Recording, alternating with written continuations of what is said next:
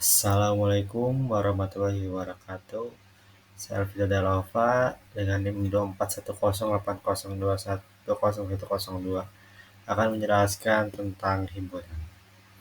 Ya, yang pertama ada himpunan.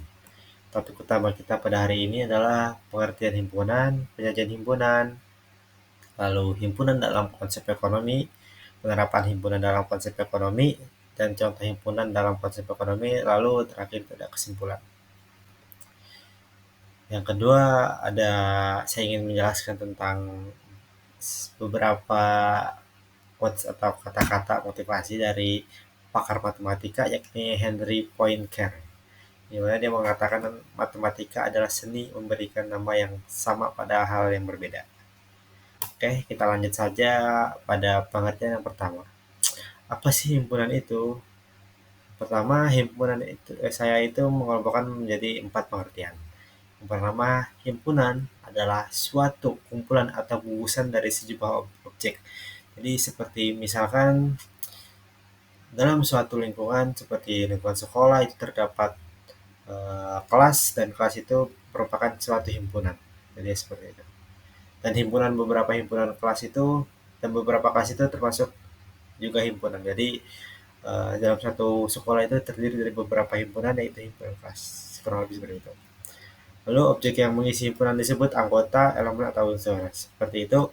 Jadi di dalam kelas itu kan seperti ada murid atau guru. Nah, itu termasuk himpunan yang objek dari himpunan. Itu anggota-anggota kelas seperti tadi ketua kelas, para murid, wali kelas, dan sebagainya. Lalu himpunan juga bisa dilambangkan dengan huruf-huruf besar seperti A, B, C, atau D. Ya, itu untuk membedakan saja ya antara himpunan yang satu dan himpunan yang lainnya. Seperti ya kelas A, kelas B, kelas C, kelas D. Seperti itu yang sangat umumnya. Lalu objek dalam himpunan dilambangkan dengan huruf-huruf kecil seperti A, B, C, D. Nah, untuk membedakan elemen-elemen di dalam himpunan seperti membedakan murid satu dan yang lainnya itu dapat digambarkan dengan huruf-huruf kecil seperti abjad A, B, C, D, ataupun langsung saja kita jelaskan atau kita sebutkan saja elemen tersebut itu apa. Seperti itu. Selanjutnya ada himpunan penyajian. Pertama, kita tuh harus mencantumkan seluruh objek yang menjadi anggota suatu himpunan. Contoh nih, A sama dengan 1, 2, 3, 4, 5. Nah, lalu berarti himpunan A beranggotakan bilangan-bilangan bulat positif 1, 2, 3, 4, dan 5. Dan setiap himpunan tertentu dianggap terdiri dari beberapa himpunan bagian yang masing-masing mempunyai anggota. Selanjutnya, himpunan besar tadi dinamakan himpunan universal. Oke, universal ya mencakup banyak. Lalu dan dilambangkan dengan notasi U. Dan himpunan kosong itu adalah himpunan yang tidak mempunyai satu anggota. Biasanya dengan notasi kurung biasa saja, tidak punya anggota atau tidak punya elemen gitu. Atau terus hilang. Lanjutkan, selanjutnya materinya ada himpunan dalam konteks ekonomi. Di sini saya bagikan menjadi 3. Yang pertama ada konsep, yang kedua ada tujuan, dan yang ketiga ada objek. Saya jelaskan yang pertama, ada konsep dalam konteks ekonomi ini, dalam ekonomi banyak ya objek yang bisa dikelompokkan dalam bentuk himpunan. Di himpunan itu konsepnya ya untuk biar agar bisa lebih memudahkan untuk dikelompokkan saja, untuk membedakannya. Lalu tujuannya ya jelas untuk mempermudah ya pengelompokan dan analisis data. Itu pasti ya, dalam ekonomi itu kan banyak sekali barang-barang atau misalkan dari harga yang berbeda, jadi bisa dipermudahkan dalam bentuk himpunan. Yang ketiga ada objek. Objek dalam ekonomi ini yang sering dijadikan himpunan itu ada seperti perusahaan-perusahaan barang dan jasa, lalu faktor produksi, jenis pajak, dan pelaku ekonomi. Barang dan jasa ini banyak ya, berupa usaha-usaha kayak toko ataupun jasa Gojek contohnya. Lalu faktor produksi ya Banyak sekali juga jenis pajak, juga ada pajak bumi, pajak tanah, pajak sama aja, pajak kendaraan, dan pajak belanja, dan lain-lainnya. Ada pelaku ekonomi juga banyak.